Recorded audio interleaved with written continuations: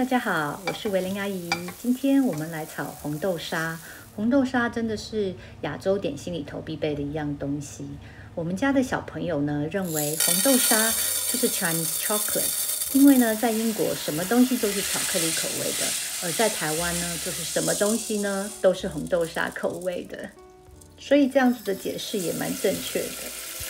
炒红豆沙的前一天晚上呢，先把200公克的红豆洗干净，加入3倍的水，那就是600公克的水，泡1个晚上。隔一天呢，放到高压锅里头呢煮40分钟。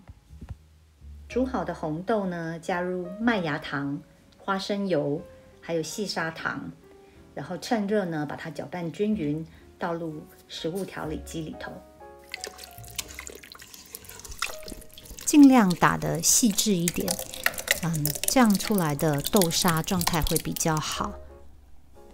如果你没有食物调理机，或者是你比较喜欢吃到有颗粒的红豆沙，那你就可以现在就直接拿去炒这个红豆沙。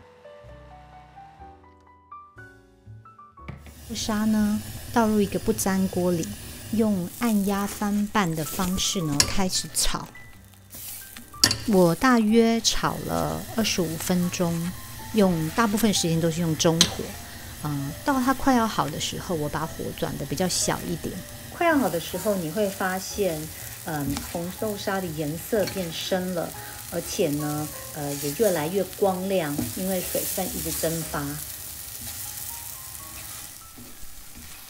你需要一直炒到这个红豆沙呢，可以好像堆成一个小山丘一样，它不会散开，这样子就可以了。这样子红豆沙就差不多炒好了。接下来呢，我会为大家介绍许多其他使用红豆沙的点心哦。如果你喜欢今天的视频，请帮我点赞，并且订阅我的频道。我们下次再见，拜拜。